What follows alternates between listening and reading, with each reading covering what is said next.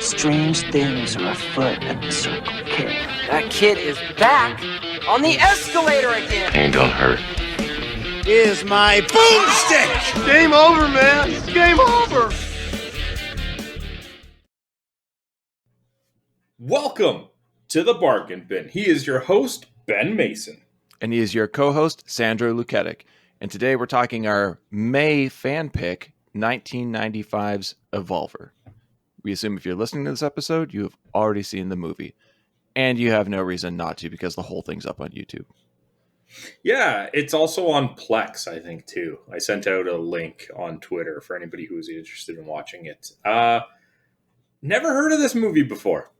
And honestly, I can see why it's on YouTube because I just don't think anybody's paying attention to it to copyright it or anything like that. Did you happen to go into the trivia section of IMDb for it? Yes, that wonderful trivia section. The entirety of the trivia section just says Cassidy Ray's debut. Yep. It's like, I mean, does anybody even acknowledge this movie? I mean, there are reviews on there too. So yes, people have seen it. And I do remember the VHS box art. But it just never jumped out at me, so I never saw it. The box art didn't jump out at you? Yeah. What? It stands out quite a bit. No, it doesn't. The generic robot one? Well, I was looking at the movie posters. Yeah. No, you put that on a tiny cardboard VHS box, and it's just kind of your run-of-the-mill sci-fi movie. I had no interest in. Now, had it been the other poster, the one Ethan Embry himself described as just being very 90s, I would have been all over this movie because that artwork's fantastic. I think it depends on what you're looking for, because the one on the left, that robot, just that robot alone makes me wonder, like, what the hell is going on in this? No, it's so generic. It's just cold and boring. All right. And that's not what the vibe of this movie is. It is not that sterile robot kind of movie. It's a lot more fun 90s action, which is what comes out through the other poster. Interesting that we like the opposite on this one. I thought you would have been. I didn't say I liked the left one. Oh, okay. I said that the left one is very eye-catching, and especially a person like you who likes to explore just the random unknown movies. I can't imagine you would see the one on the left and not be like, I'm curious what this is. All right, let's be honest here. I probably saw this movie, and I have no recollection of it. I mean, if you can look at the cover of Trancers and be like, yeah, I want to watch that movie, then you shouldn't have any complaints about the left Evolver movie. This doesn't have Jack Death, first and foremost. That would be a fantastic film, and I would be on board with that 100%. Yeah, but what does Jack Death look like in that cover? Not like anything he looks like in the movie. Anyway, okay, let's not talk about that. Let's not talk about that. So this pick came to us from Ryan. And like all fan picks, we asked the very basic question of, why did you pick this movie? I can't wait for this answer. Golden already. Well done, Ryan. This pick was nostalgic to the, quote, VHS rental movie nights, end quote, with the fellas. Uh-huh. You know, there's always going to be that one movie in somebody's past where they got it at like the local convenience store that has a wall of rental movies.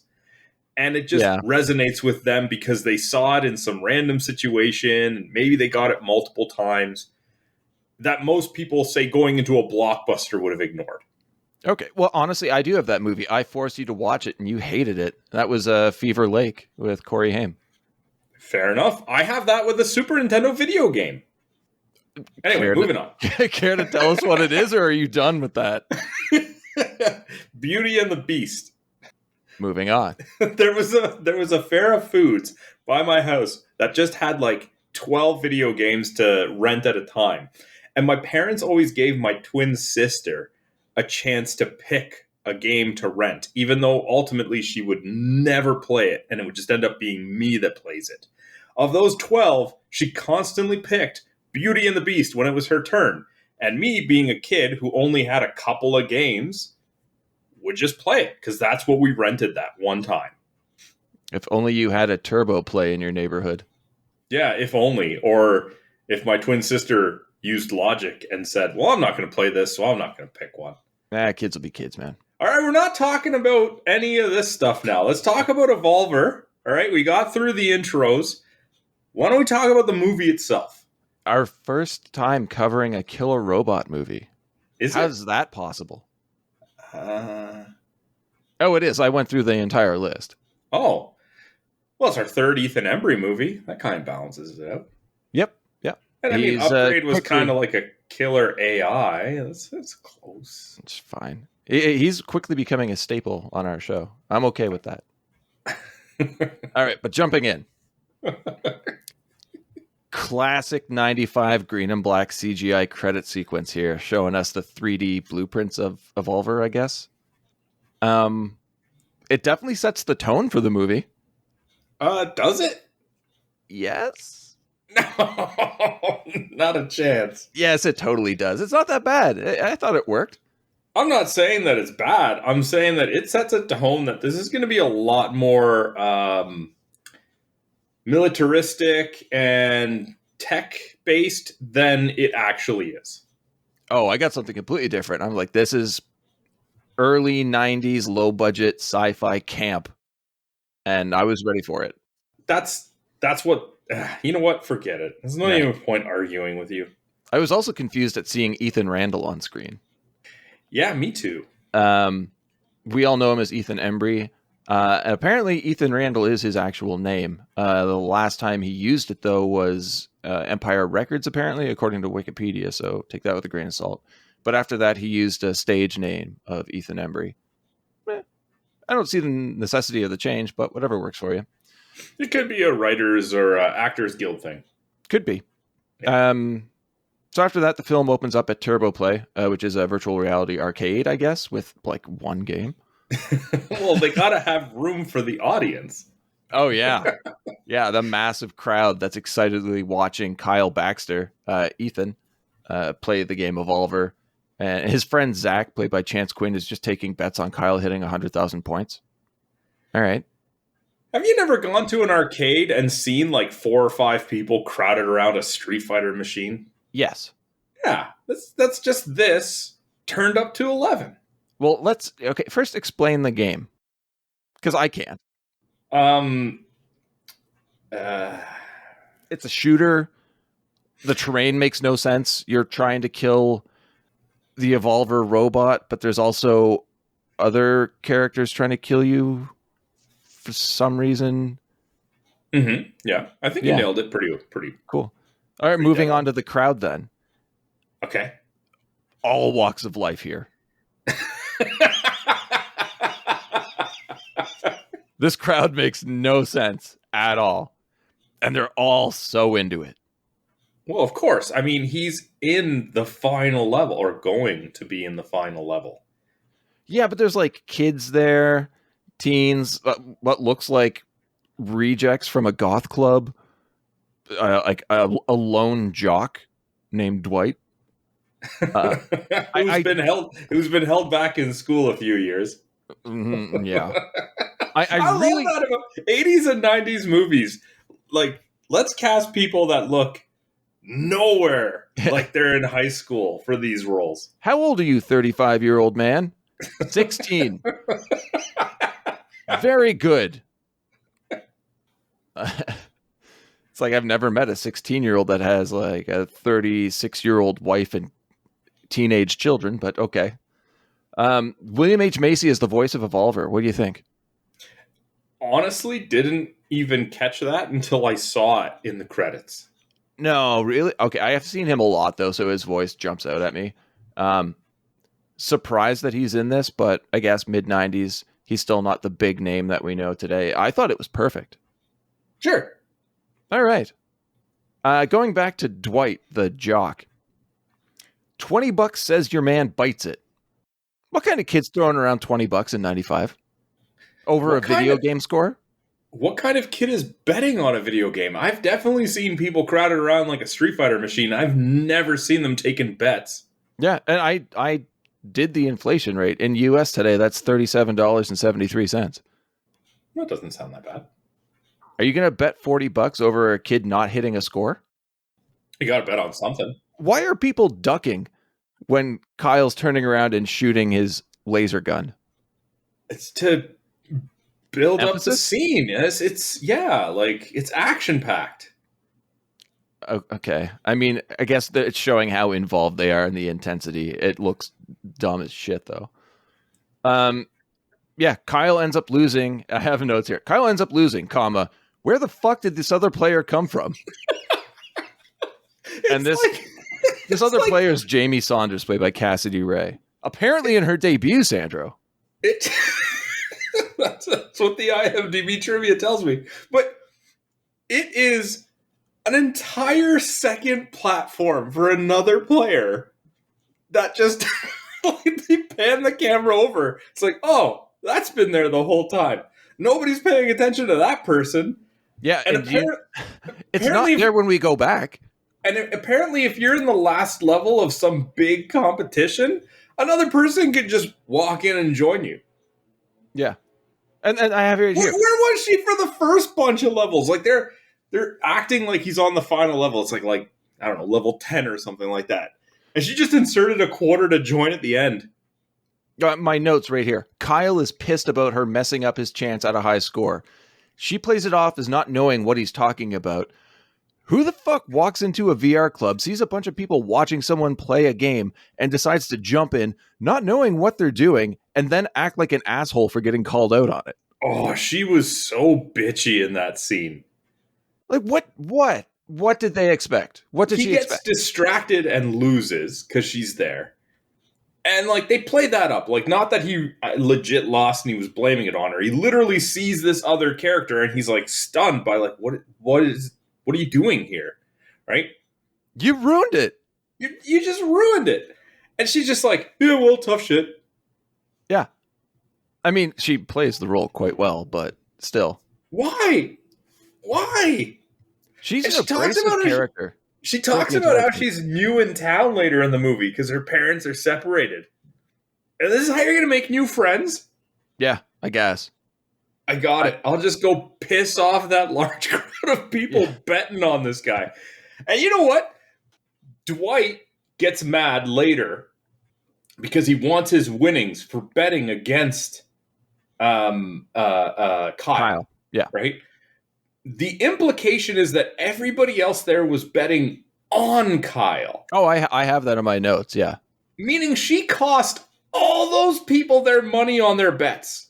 Yeah, and it's like, let's walk into this group and piss off members of every possible walk of life in this town. Let's make sure I don't fit in with any group of people whatsoever in one action. Seriously. Oh, it's such a terrible introduction to the character. And I don't even know if we're supposed to like her through the movie. Yeah, it's kind of on the fence, but definitely not in this scene. There's not a whole lot of redeeming qualities. She's just there. And you know what would have been better if it wasn't her and like Dwight bet against Kyle. And then the camera pans over and it's Dwight got on the second machine and distracted him. Fuck, that would be great. It's like, I'm the school bully, and you just said you just bet against him. Tough shit. Yeah. Like, nobody said I couldn't do it. Because outside of that, they really make Dwight to be the kind of bully. But other than asking for his money that he bet, $20 on, doesn't really do anything bullyish. Not really, no. And I do want to get into him in a bit. I have some notes on him in the locker room scene. Anything. Even like he walks over to the one machine and like pretends to trip and unplug the cable or something. Like, make him a bully. Anyway, sorry. Go ahead. I guess it's the next day. We end up at Cybertronics labs. where the CEO talks with Star Trek's Q, John Delancey as Russell Bennett, about whether or not the real Evolver robot will be reprogrammed and ready for the contest giveaway. That's a giveaway, man. That's a massive giveaway. You get a high score and we're going to give you a functioning robot? Well, I don't think the idea is that you keep the robot. I think it's just that you get to play through the levels. They never really do clarify what would happen if Kyle just beat the 4 levels. But the levels are also dependent upon the home of the person who wins Evolver. Yeah, I don't know. Yeah. You imagine it's a bungalow? Like the 3-room bungalow? That's a shitty playing field. Yeah, you could go outside or something. Yeah. I don't know. I mean, it's a cool idea, but is it a good idea? An all-terrain vehicle, man. We'll get into that too. Kyle eventually, I'm skipping minor things here, but Kyle hacks into the company's computers and enters himself as the winner of the Evolver contest. I guess because he feels like he deserves it, but it's still a dick move. Well, at first he even says, like, I don't want to do it. And Zach is the one that's like goading him on. Like, come on, man. Like, what are you doing? Don't chicken out on me now. You're already this far in. And we don't actually see him go back and do it. The last thing we see is him essentially go and lay down on his bed and say, I'm not doing it. Yeah. Kyle's room really reminds me of Edward Furlong's room in Brain Scan. Did you get that vibe? No. Oh, just shit everywhere. Way more stuff than a teenager should have in his room. But we get an intro to Kyle's mother, Melanie, played by Cindy Pickett. Did you recognize her from anything? Come on, man. Only one movie for me, and we've referenced it numerous times on this show. Nope. It's the mom from Son-in-Law. Oh, yeah. No, I wasn't going to remember that. I do remember us referencing that, but I wouldn't know she was the mom in Son-in-Law. We also meet Sister Allie, played by Nassira Nicola, I guess. I don't know. Kids making a meatloaf. That's a good introduction. Yeah, making supper. Do you find it weird that Kyle keeps giving his mom shit about going out on dates? Well, I mean, they make it sound like she's constantly gone, and I assume that the fact that Allie is essentially making their dinner, that it is a common thing because she's had to pick up these skills. Yes, but almost every time we go back to the Baxter house, Melanie is there. So it's like it's a weird plot device that they don't really end up using except for once at the end of the movie. But that's just a lonely single mom, man. Yeah. Like, don't make her to be a villain. The kids are capable of taking care of themselves. Obviously, Allie's way too young to be doing that, but Kyle's old enough to be a responsible babysitter. And we see that she's not gone all the time. So here and there, you think that would be okay. But I don't know. I'm no parent. Well, again, here and there, yes. But again, I think the idea that they're trying to lay on pretty thick is that it is constant. Yes, I get the implication. They just don't follow through with it. No. It comes up once in a conversation at the end of the movie. That's it. I have next here that Russell logs into his lab computer and checks out a program with the acronym SWORD. All right. What's your thought on the design of the robot? This looks pretty shitty. Yeah, it's not good. Even for the 90s, it doesn't look like something that would maneuver well for this game. Not at all. It looks really bad. Campy and fun, and definitely fits with this movie. But if you try and take a realistic look at it, this is junk. Yeah. I still say the best military robot's Johnny 5 from Short Circuit. Jeez, I was just about to say Johnny 5. Get out of my head, man. Yeah, I've been there for a while. It's a dark and disturbing place. Shut up. The next day at school, Dwight corners Zach and Kyle demanding his money, and Zach agrees to get it for him in a couple of days. And it makes sense. This is the part that I find interesting, because again, he's supposed to be the bully, which would make me think that he's intimidating, that he does bully-type things. But when Kyle tells him to leave Zach alone, he's like, well, you want some of this? And Kyle's like, yeah. If he was the bully, people have no problem standing up to him. That's not what happens in these 90s movies. Yes, and there's something I want to say about that, but before I do that, I want to say it does make sense. He wants his $200, and I did the conversion on that again. Would be $377.30 US, but $491.60 Canadian. I would want that money too. And why doesn't Zach have it? He took everybody's money. Everybody in the arcade was betting for Kyle to win. He should have had that money easily. Easily. He should have been like, yeah, here you go. Problem solved. Now, getting back to Dwight, I think Dwight is a very sad character. In that, yes, he's a bully, kind of. He's a jock, but we never, ever see him with anybody else. He's always alone. Yeah. At least have him like walking with a couple of like, say, fellow football team players or something. Have an entourage or something. Anything. But if you're going to keep him by himself, fucking work that character into this movie. Like the loner bully who has no friends. You don't see that often in 80s and 90s teen movies. That's interesting. That's very interesting. It's usually the popular kid. Exactly. After school, Kyle and Zach return to Kyle's home, see the Evolver robot being unloaded from a truck. Kyle's declared the winner of the contest and given his own Evolver robot. For how long we've already covered, we do not know. But why is his mother so mad? And it's only now that we find out that he did end up going and changing the score. Yes. Which, again, why? Why? Okay, we know nothing about Jamie right now at all, except that she pissed everybody off. Got some opinions, but we don't know anything, sure. So why not make her the hacker character? And she's like, yeah, I felt bad I screwed up your game, so I went in and changed the score. Whoa, slow down. Early, mid-90s, we can't have a strong female character yet. Oh, God forbid. When they present Evolver, why is it smoking? Because the machine is fire, man. I'm going to say, like, that would be a cause for concern. Evolver maps out the living room, can't get up a 3-inch step, which is confusing at first, but pays off throughout the movie. No, I love how the there's multiple times where people, and I think there's one later where even Allie flat out says it, like, I thought this thing was supposed to be smart. Yeah. And they answer that, though. They address it, which is good. Otherwise, this movie would be extremely problematic. It's not already? I wouldn't say so, no. I know you have your opinions, but I'm along for the ride so far. Yeah, I'm along for the ride too, but there's definitely problems.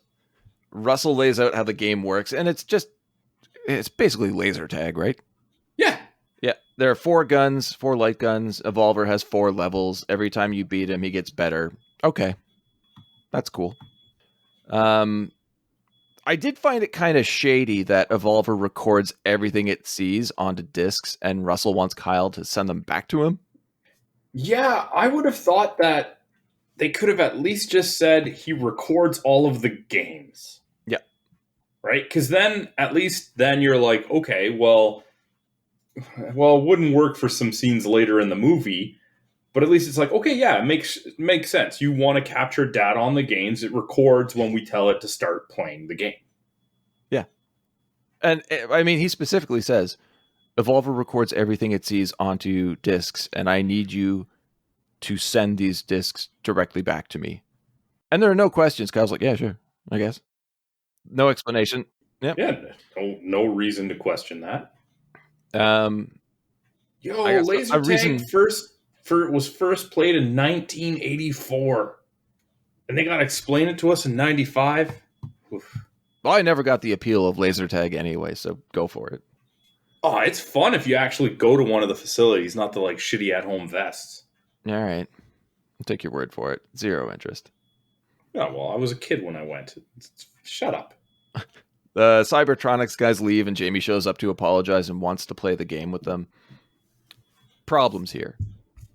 I got your address from a friend. Right? Who is this friend?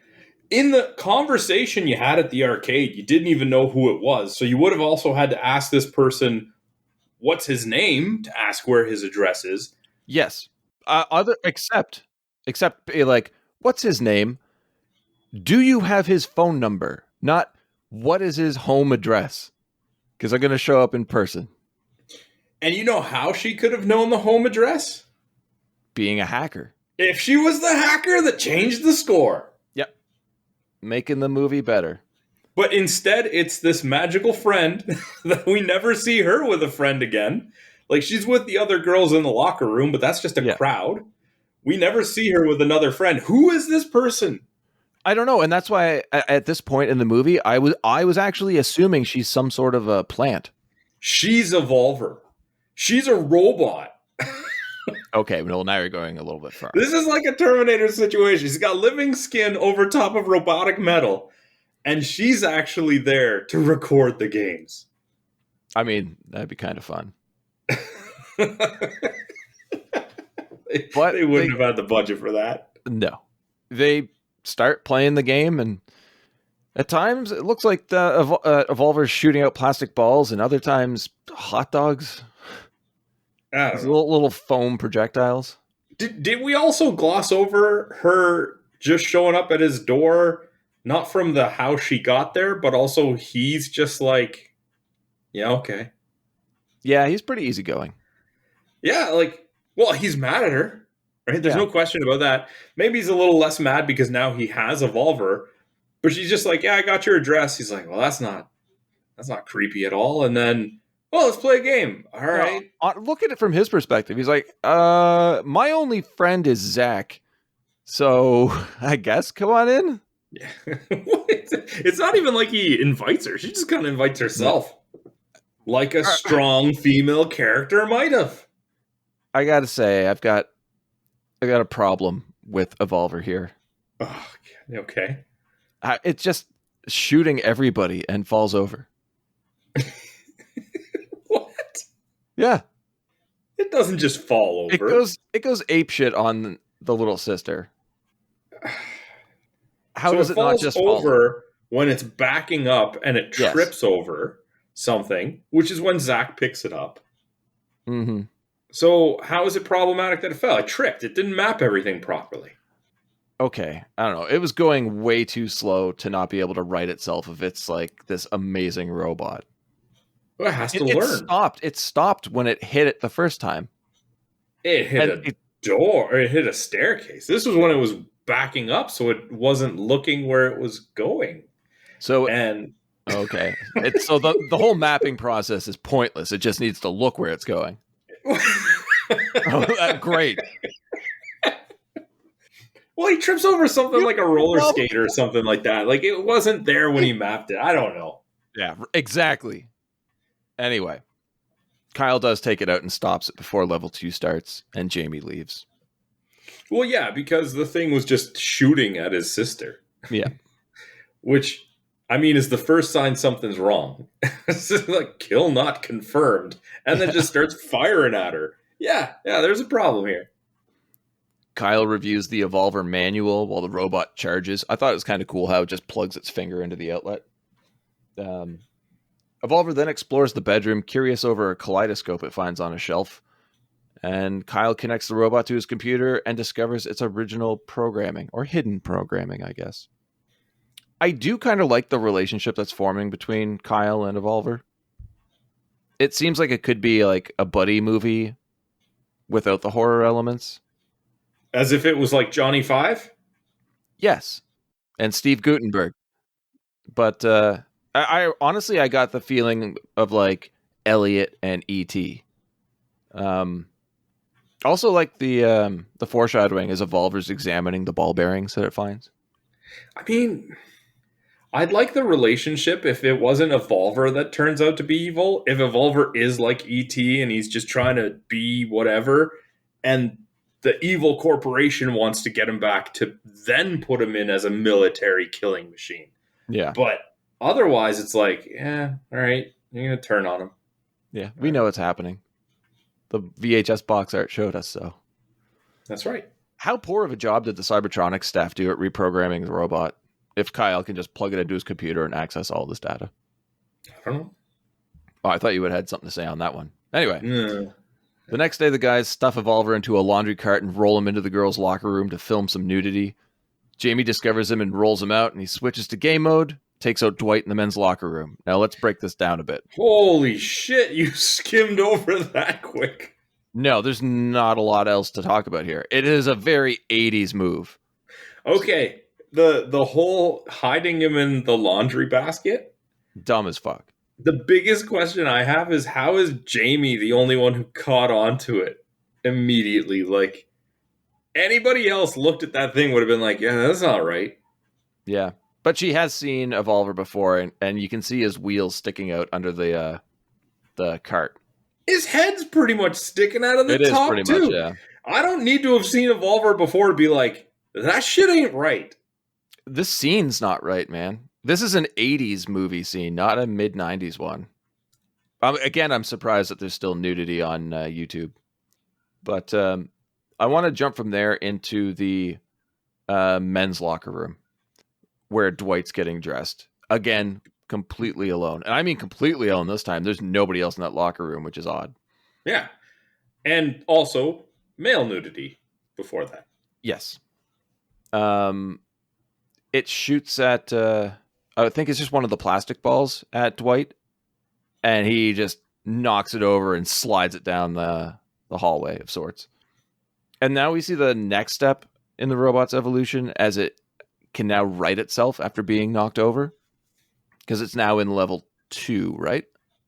It is in level 2 now, yes. But it also learned from the last times it was knocked over.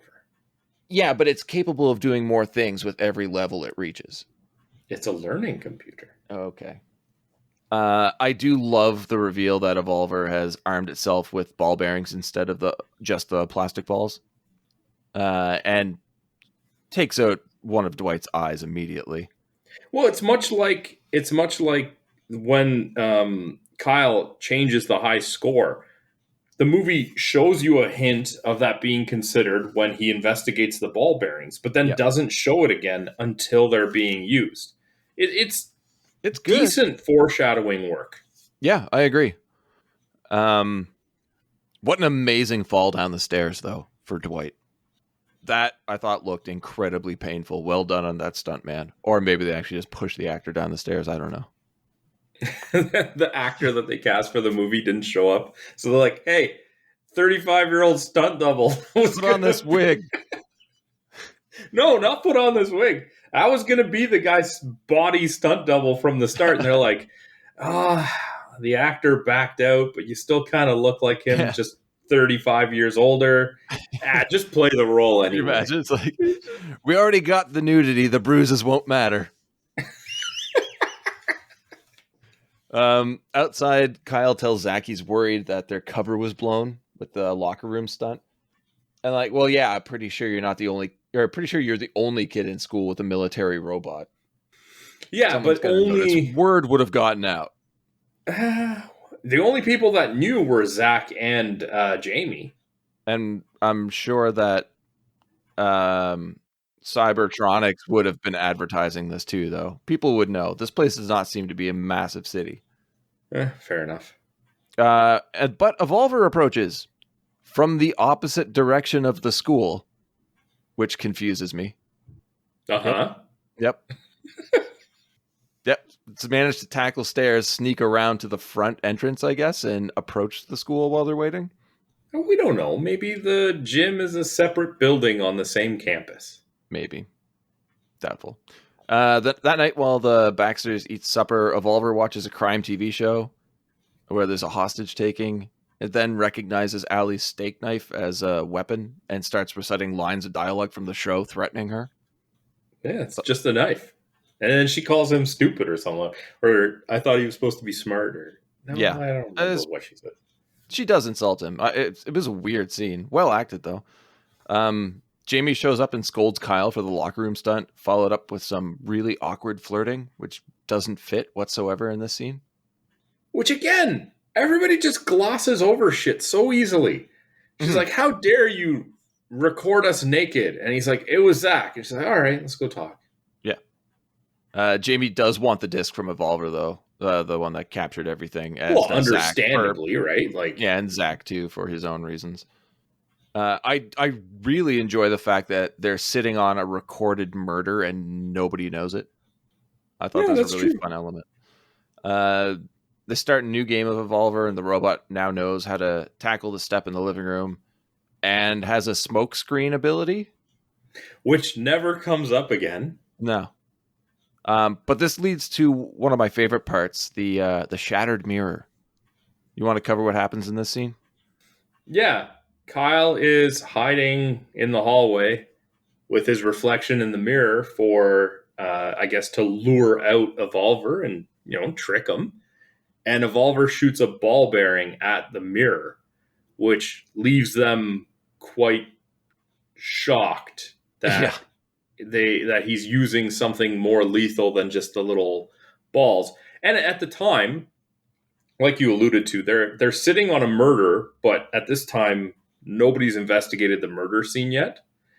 So they don't know that ball bearings were involved, and Kyle just kind of shrugs it off as must have picked it up from my bedroom, right? Because they showed, he does, collect.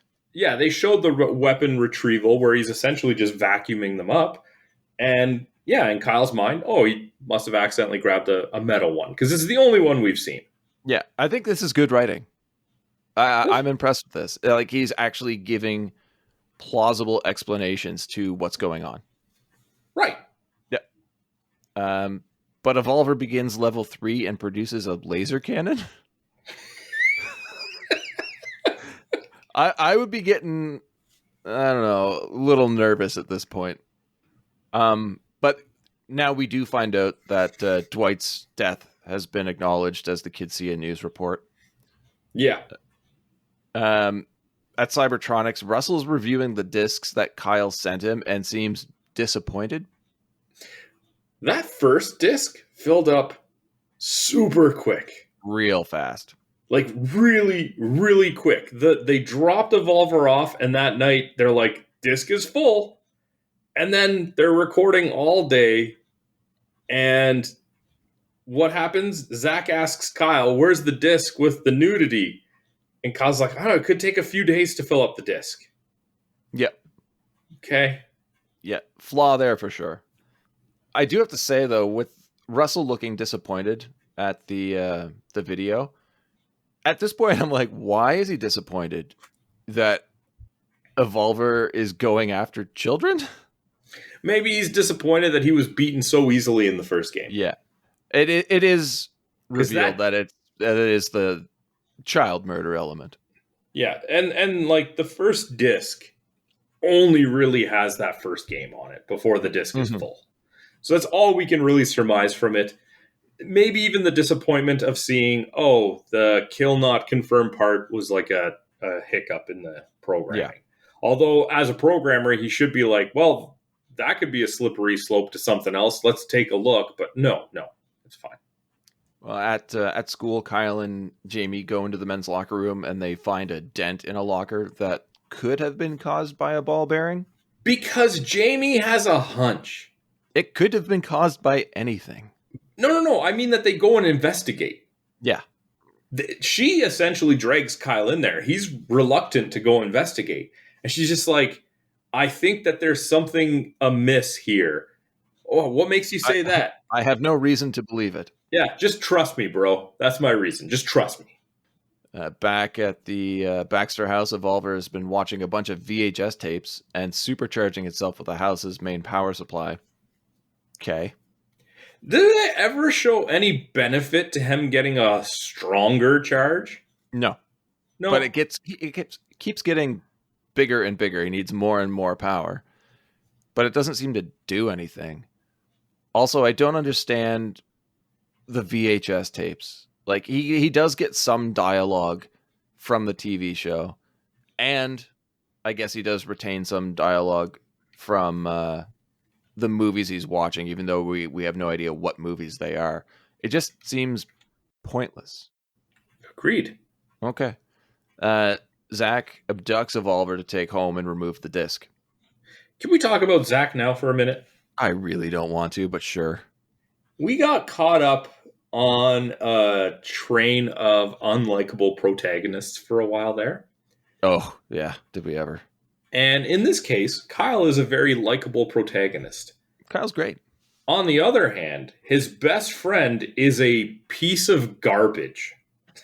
Like, his only friend is just using him to gamble, to get high school girl nudity. Mm-hmm. Like, this guy is just a piece of garbage. Yeah. Not only is he gambling on his friend, he's done something with his winnings. Like, guaranteed Kyle didn't get any of that. It's just gone when Dwight asks for his winnings. So he's either spending money, stashing money, lying about it, treating his friend like shit, exploiting his friend's new robot toy thing that he got. And he wants to essentially market and sell the video of the high school girls in the locker room. Yeah. Like, if we're supposed to feel sympathy for this character in what happens in the next scene, I felt it. None. I felt none. I was cheering on Evolver. It's like, okay, cool.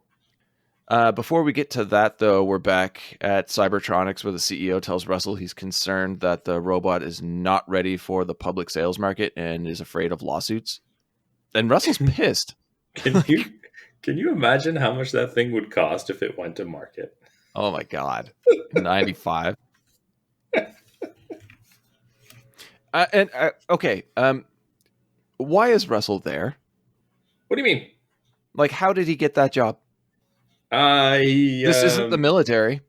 We learned that he is military. It seems to be the most logical step, right? You go from military to toy making. Yeah. Who okayed that move? Yeah. Who thought this would be a great idea? Oh, okay. And this is a spoiler, but like I said, we assume you've already seen the movie. He failed. He failed miserably, resulting in the deaths of multiple people. And people are like, well, yeah, we'll give you another chance, but this time maybe you should work with children. But don't worry. Use the same technology that you used that caused the death of many adult army soldiers for these children's toys. You fail so hard at your job that we canceled a multi-million-dollar project, but we figure, try and use it for video games with children. See what happens. What's the worst that could happen? Like, whose logic is it? Who made that choice? He lied on his resume.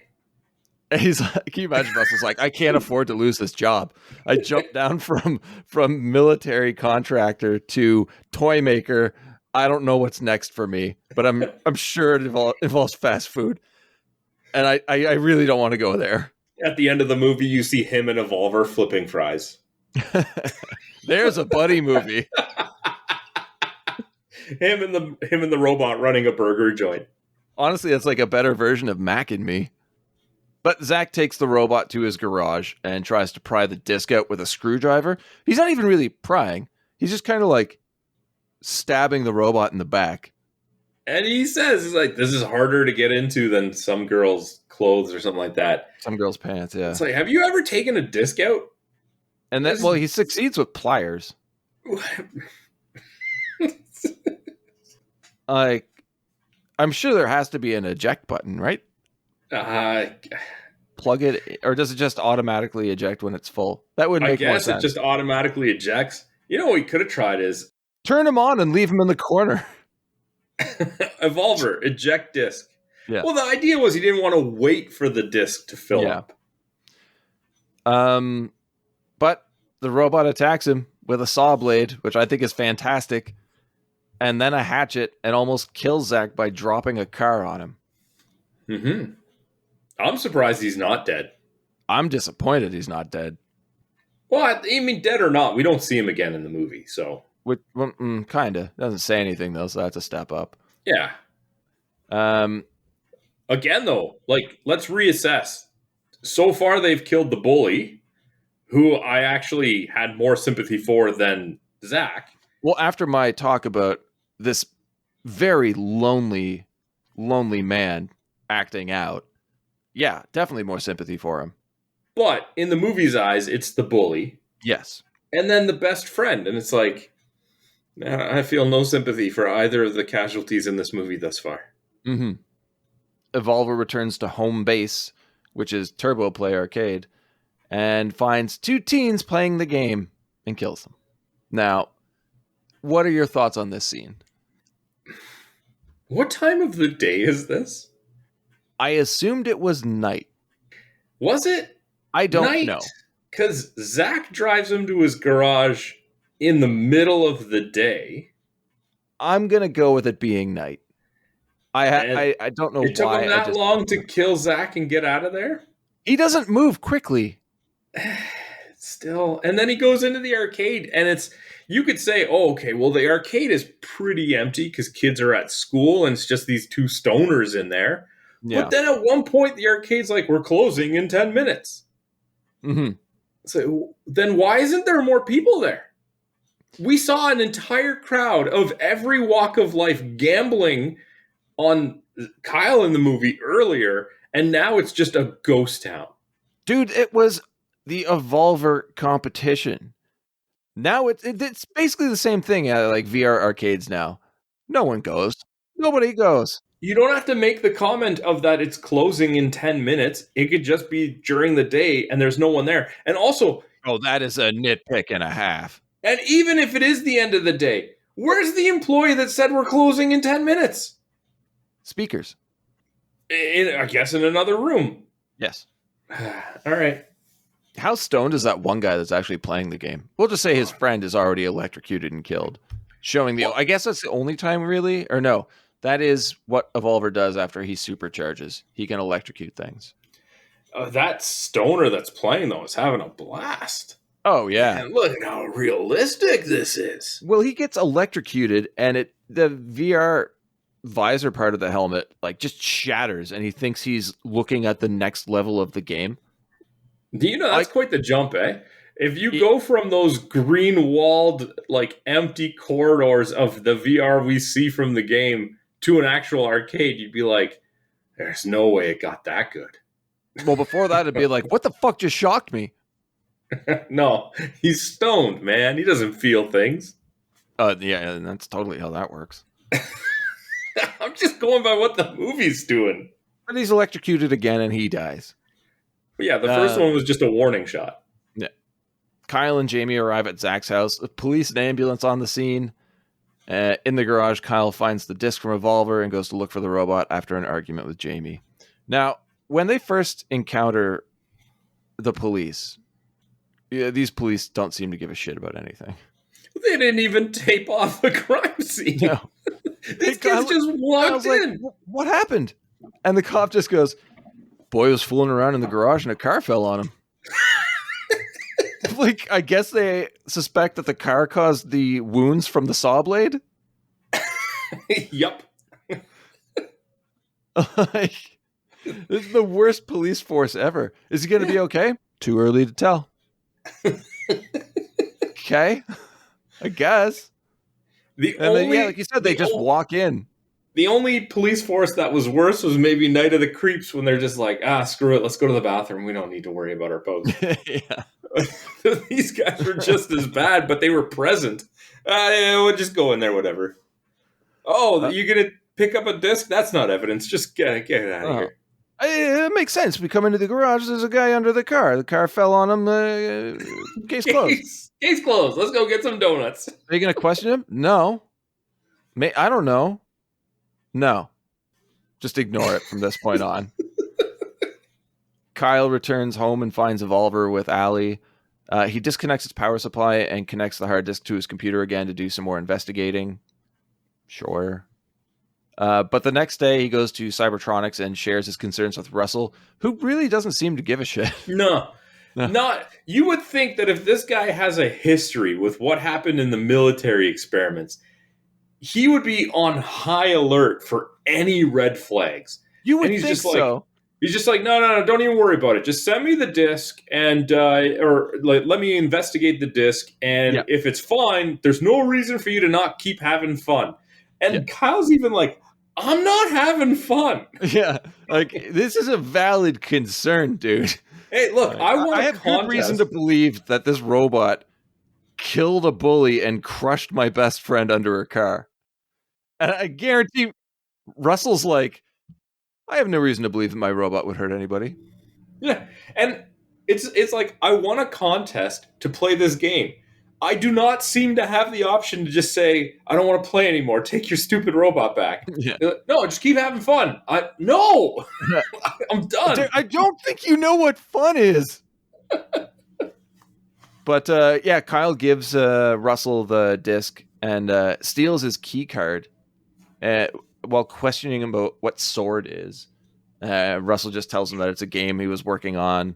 And then we find out that Evolver's disc is 78% damaged and will take time to retrieve any data from it. Yep. Jamie arrives at the lab and sees Kyle sneaking around and joins him because they have amazing security there. I'm here to find Kyle Baxter. He might be visiting Russell Bennett. Oh, let me check for you. Just turn around.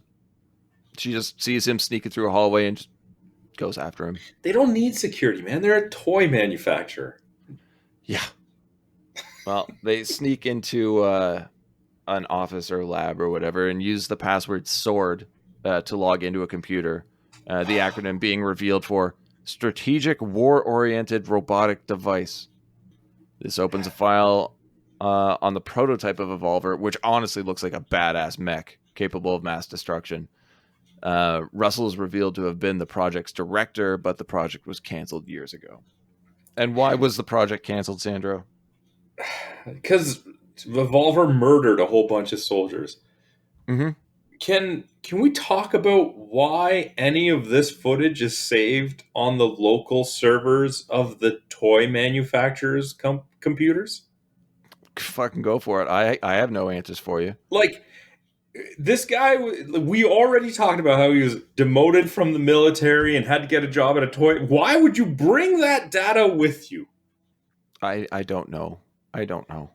And if you try and do some garbage about, it's just on the internet and he got to log into another site, you could have done that from home. Also, if he is creating this Evolver as a toy for children and it's this complex, he's not the only one working on it. So other people have to know what's going on. One dude. Because he's got all of the sword info stored in Evolver as well. Not that video, but and a lot of the project programming. Yep. And also, how did Evolver kill the soldiers? Because from the video we get, you can see bodies, full bodies, head to toe in the distance. And then we hear what sounds like a taser and people just drop. Sometimes it's zoomed in, you don't know, but it doesn't really look like it's doing anything. They're just using sound effects to imply murder. Sounds good, man. Perfect. They call Allie to check on her and find out that she's put the battery back in Evolver and is going to start a game with it. So how does she even know where the battery goes? I don't know.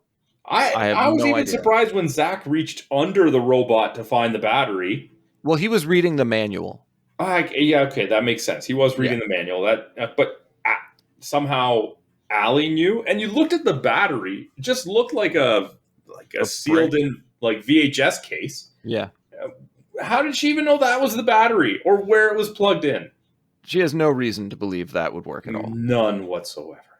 I do like the scene of Evolver loading his cannon with steak knives. I mean, it's kind of cheap, but I thought it looked pretty cool. Back at Cybertronics, Russell reviews the disc and witnesses Dwight's murder, fully enforcing my belief that this guy is the worst programmer ever.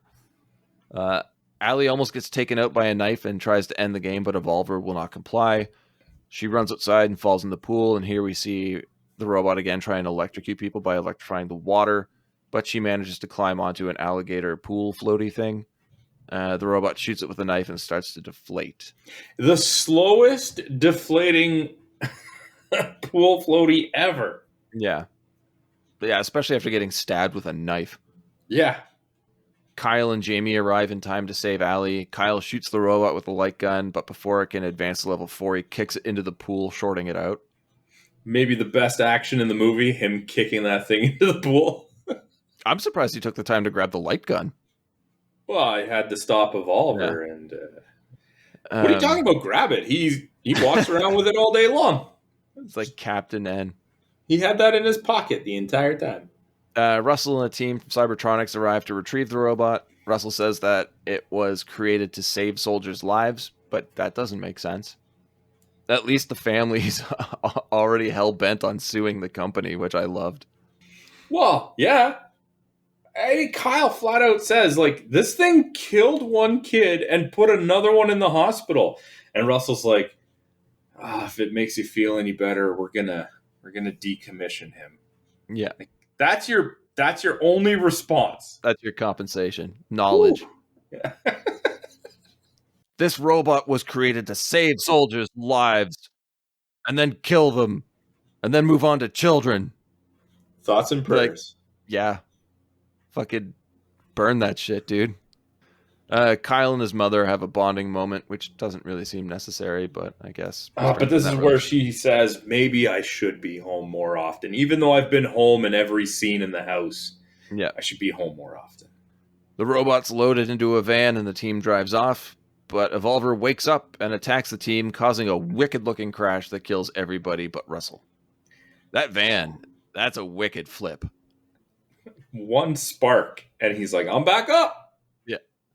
The next bit's crazy, though. Taking it way too far for me. Evolver fills up its projectile clip with gasoline from the van. Yep. Turning its cannon into a flamethrower somehow, and sets the van on fire. Eventually, the vehicle explodes, killing Russell, and the robot evolves into its final form, heading back to the Baxter house to kill enemy number 1, Kyle Baxter. The movie should have ended with the kick into the pool. Yeah. And the sad thing is, the kick into the pool, you're only like an hour in. Yeah. I mean, I would have been okay with that, though. It's a realistic end to it. Because the thing is, we've talked about this as well about other episodes where a movie seems to build up very nicely and then the final act just kind of rushes through. Yeah. This one almost felt like the opposite. The final act just went on way too long. I'm like, I get one fake out like victory ending, but like, yeah, I was ready for the movie to end when he kicked him into the pool. And that would make sense. But why would you make a kill bot for the military that can't function in rain? It's like, yeah, we got the secret weapon here as long as it stays relatively dry outside. Well, see, what you didn't see is it has an umbrella attachment, but when you got kicked into a pool, it doesn't have time to go gadget umbrella. Boy, terrible. Kyle drives Jamie home on his scooter, but they run out of gas and end up making out in a park. I don't need these two to be in a relationship. I don't want them to be in a relationship. I know, I don't want them to be in a relationship either. Like the whole time, I mean, Cassidy Ray is a fine actress in this movie, but Jamie Saunders is a terrible character. And I'm like, Kyle, you can do better. I know you don't have a lot of friends and you like your computer. Kyle, I've got some life advice for you, bud. Try. Just try. Just try and talk to people. You'll find out that you have, things in common with other people. You don't have to rely on assholes like Zach or Jamie storming into your life. Get new friends, man. Well, the robot enters a power station and recharges even more. The teens happen upon the accident, and noticing the markings on the van, Kyle tries to tell the police what's going on. They don't care. I can explain what happened. Go down to the office and tell them. Like, well, okay. The wonderful police force in this town, once again. So good. The robot's power station antics have caused a blackout, which I thought was kind of neat. And we get ready for a final showdown at the Baxter house. But before Kyle and Jamie can make it back, Evolver traps Allie and Melanie in what could only be described as a fucking ridiculous laser trap after modifying the light gun with the aforementioned kaleidoscope to produce legitimately harmful beams somehow. It's best not to question it. I know. I was trying to figure it out. I'm like, no, Sandra's going to rip on me for that one. It's just, it just is. There's no, just. Yeah. I do love how when Kyle tries to shut down Evolver, it just responds with a snarky attitude now. And I'm assuming that's where the VHS tapes came into play. It definitely doesn't fit, but it's funny. Yeah. The robot states that in 3 minutes it will eliminate the hostages, and with that, the battle begins. How? I don't know. it'll have to go back to the room because the trap that it's set isn't on a timer. No, it's more of just like a laser cage. Yeah. So in 3 minutes, you'd have to go back to the room to just keep going. And that little bastard tackles stairs like no one's business now. Like nobody's business. Evolver shoots Kyle in the leg with its laser. Kyle and Jamie hide in the kitchen and block the door. Evolver activates the worst night vision ever represented in film. And this is just one big cat and mouse game, but I honestly thought it did a decent job at building tension for a mid-90s teen sci-fi action thriller. I wasn't too into the tension here, but I did like the plan. Upstairs, the lasers are catching the walls on fire. Melanie's robe is also set ablaze. She's trying to get a rollerblade. I don't know. What were they going to do with that? I don't know. I really don't know. Okay. Evolver shoots Kyle in the chest, confirming the kill of enemy number 1, but it's all a trick as Kyle's placed a silver platter under his shirt. Jamie pops out and acts as a distraction, allowing Kyle to hit a kill shot with the light gun. And Evolver starts shorting out over losing, and Kyle grabs a baseball bat and just beats the shit out of this robot. I loved it, man. I loved it so much. I was ready to start audibly cheering. It looks so dumb, but so hilarious. But yeah, Kyle and Jamie save Allie and Melanie and put out the fires. But Evolver's not actually dead yet. It somehow sneaks upstairs, things not quiet, and manages to lock itself in the room with Kyle, trying to choke him to death. He breaks free and shoots the robot with a modified light gun, causing it to explode. And we're almost at the end here. An ambulance takes the family away as Cybertronics CEO arrives on the scene and is immediately bombarded with questions from the press. Upstairs, Evolver's LED eyes turn on and we get the message of "kill not confirmed" on screen. Fade to black and roll credits. Okay, too many fake out endings. Yeah. Don't do that. Yeah. One is fine, but I don't know. It definitely detracted from the film overall, but I've seen a lot worse. All right. What's next? I do want to say it's written and directed by Mark Rosman. I only know Rosman as the director of The House on Sorority Row, but looking into it, he did a lot of Disney productions, like TV shows and made-for-TV movies. You want to take a guess on what this budget was? $4 million. The only thing I could find was on IMDb as an estimated $5 million. Oh, okay. So not far off. Yeah, and I think it looks like a $5 million movie. I think they used the money well. Couldn't tell you how much it made, though. No one's talking about that. Moving into ratings, we're sitting at a 5.4 on IMDb. When you go to Rotten Tomatoes, there are no reviews from critics. But it has an audience score of 44%. I think it's better. It's better than that. This is a very swept under the rug type movie. Like nobody's talking about it. Nobody's reviewing it. It's almost like it's actively being ignored. And I don't think that's fair. I'm saying we've watched some pretty terrible movies, much worse than this. Oh, yeah, definitely. And they've definitely gotten more recognition. I don't understand how this one is just nowhere on the radar.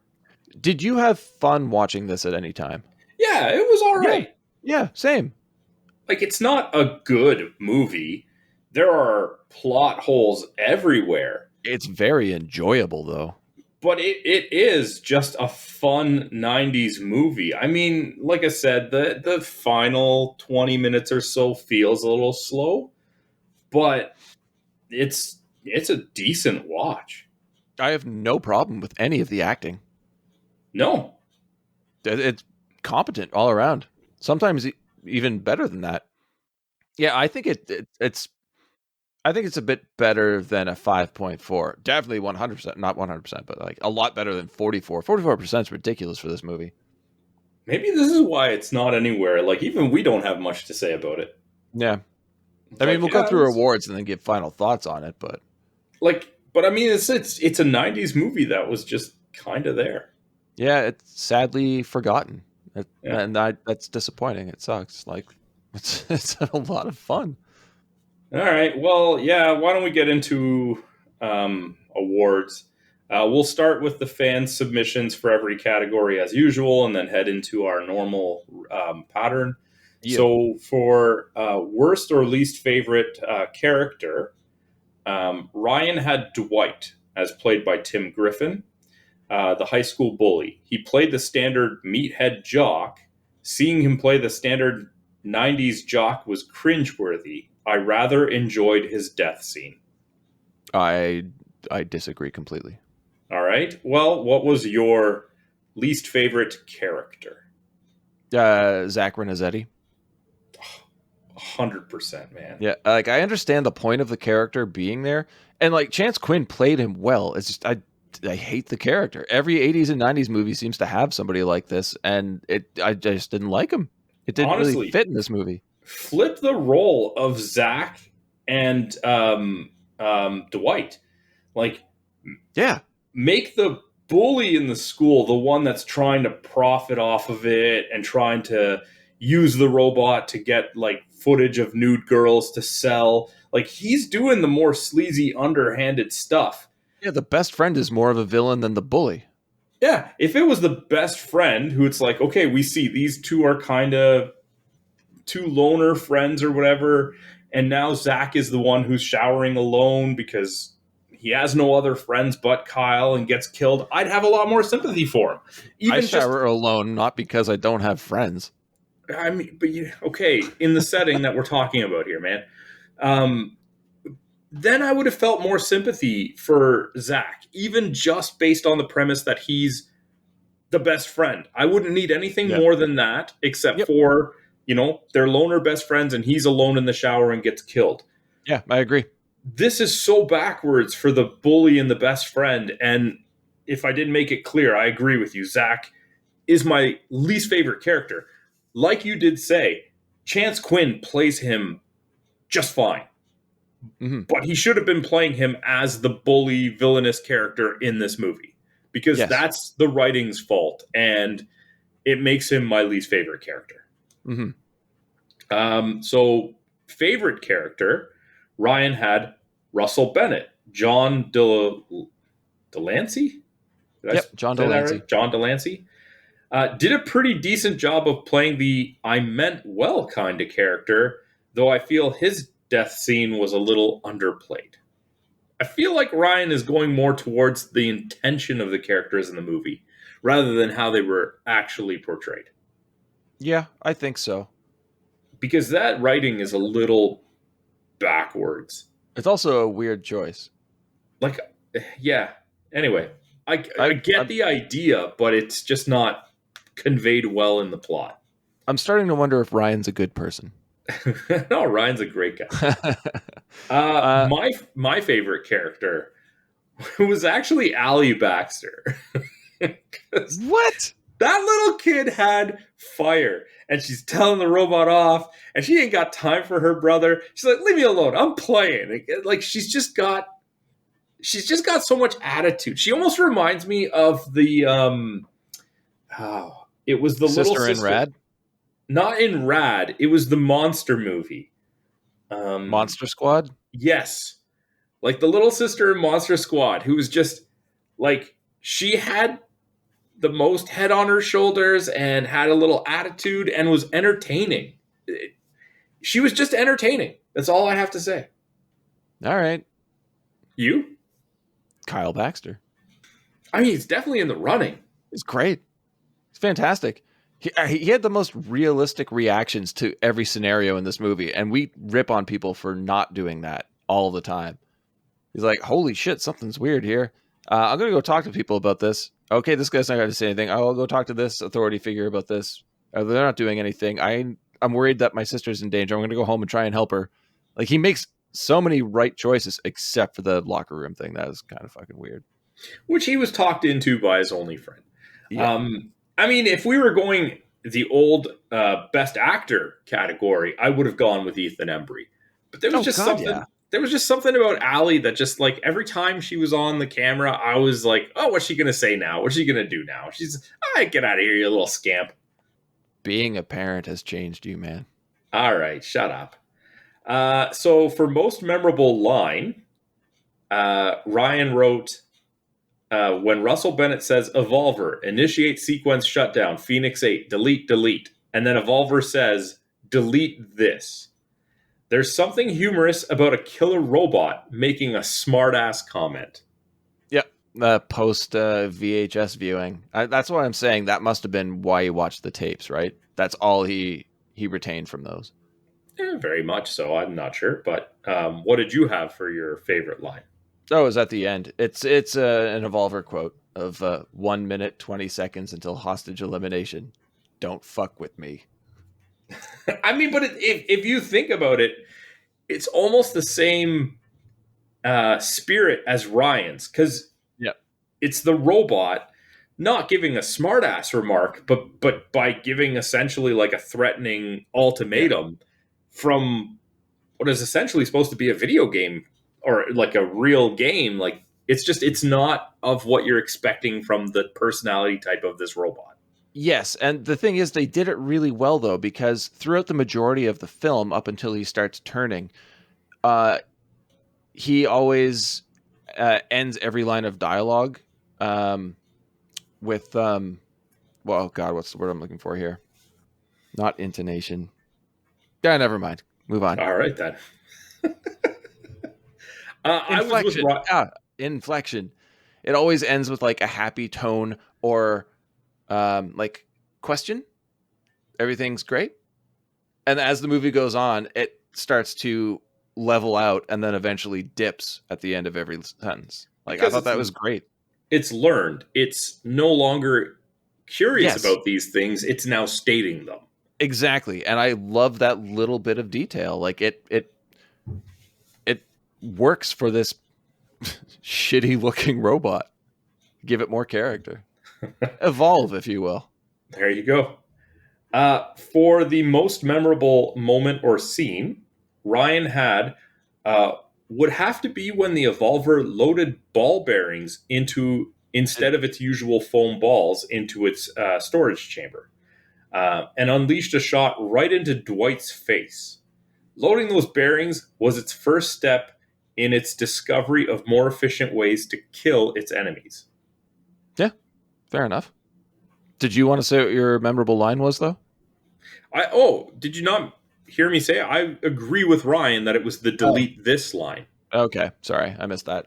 I think, you know what? I think I got cut off when you were going on your inflection thing, and then I just never went back to it. But yeah, I agreed with Ryan. I had the delete this. And again, it was just the like snark with it. Like it was just a short, defiant, attitude-ridden, like 2-word statement. And kind of cheesy, which is what we expect from these 90s action movies. And we did get a fair amount of cheese. It's good. Yeah. But yes, Ryan's memorable scene. It's a good one. So I'm kind of with him, but not so much the loading of the ball bearings or shooting Dwight in the face. It was the kill by essentially throwing him down the stairs. Really? Okay. Well, I mean, it was, like you said, whoever that stuntman was or whoever did it, it looked fantastic. Yeah, make sure you use past tense after that fall. Yes. And the idea was that prior to, and it's similar in the idea, like Ryan said, this was the first way that he was discovering more efficient ways to kill enemies. Prior to that, it was primarily shooting his darts. And in this one, he essentially just pushes him down the stairs. Yeah. Right? And it's like, oh, the next step we see is him using the saw blade on Zach, but it's like he's learning to use things outside of his actual like built-in tools, like the smoke screen that we never see again. Yeah. You? Oh, baseball bat. Just Ethan Embry going at him with a baseball bat. Oh my God. Well, the thing is, he shoots him, runs past it, picks up a baseball bat, runs back to it, and just starts beating the shit out of it. Like, it doesn't fit in the movie. And I think, like, yeah, it's a great way of showing Kyle get out all of that aggression and try and, like, destroy this murderous robot. But it does not fit with anything else in the movie. And it feels out of place, but it definitely relieved that tension. And I was laughing, man. Like, it was so funny. I loved it. At the end of the day, nothing is effective as just a good old Louisville slugger. That was good. All right. So final thoughts on Evolver from 1995? A lot of mid-90s campy fun. One thing that we didn't mention, though, is the look of the movie. I thought it looked amazing for only having a $5 million budget. And I looked into it, and the cinematographer was Daniel Pearl, who I know you don't know, Sandro, but he did the original and remake of the Texas Chainsaw Massacre. Okay. So he definitely got an eye for film, and that changes with the times. And he knows different techniques that work really well. And I think he used a lot of tricks that made this movie look like it was more expensive than it was. But if you want to talk, the story itself was entertaining, very much a 90s movie. The acting was really solid. It was just fun. It's not a great movie. It is definitely not a bad movie. I really enjoyed it. And I mean, I didn't mind watching it multiple times to do notes. Like, I'm going to revisit it again. Like, I'm looking forward to it too. It was great. Okay. I think it's pretty middle of the road. I mean, if I gave it a review score, it would be like a 5 out of 10, right? Like, there's nothing wrong with it, and there's nothing that really makes it stand out above anything else. But if you just want to watch like a fun 90s campy action movie, I mean, it's also free on YouTube and Plex. Just Google it. If you can buy it, please do, though. Like, this movie needs support as much as it can get. You could do worse. I mean, it's not a bad... And I mean, I say that the last 20 minutes drags, but it's the last 20 minutes in an hour and 20-minute movie. So it's not like it even takes that long. It's a quick, fun watch. Yep. It's great. Simple as that. All right. So I'm glad we both enjoyed this movie that we've never seen before. It doesn't normally happen. Yeah. So that was our thoughts on 1995's Evolver. If you want to share your thoughts, you can hit us up on social media. We are at BS Bargain Bin, Facebook.com/BS Bargain Bin, or you can leave a comment in the YouTube section. Now is the time where we ask, what are we going to be watching next week? However, we have decided to try something new out, and that's going to be the week after a fan pick, we're going to do a Sandro selection. Yeah. What? Yes, we are. Yes. Hey, you still get to pick 2 to 3 movies a month, depending on how the weeks lay out, all right? Okay. Yeah, that's fine. And we didn't say we were going to stick with it. So let's see how it turns out. So I guess that means that there's a question that you have to ask me that I normally ask you. All right, Sandro. What are we reviewing next week? All right, so next week, we are going to review a movie that I got from a random list that I didn't even know existed as a movie until last week. Yeah, I'm so sounding pretty nervous. good so far, right? Yeah? Yeah, sounds great. We're going to watch the 1989 horror thriller Dead Calm. Oh, okay. I've been meaning to watch that. Alone on a sea of endless calm, it was easy to imagine they were the only 2 people on Earth.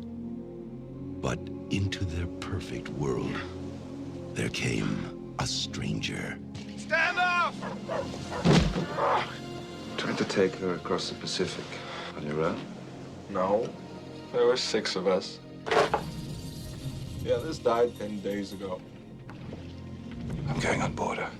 Can't do that. He's fast asleep. He won't even know.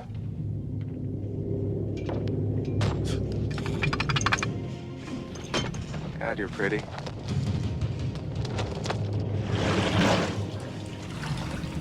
What about those people, huh? There wasn't any food poisoning, was there? No way! Moscow's on it! You think I'm making this up? No, I don't. You sound so much like them, Ray! It's scary!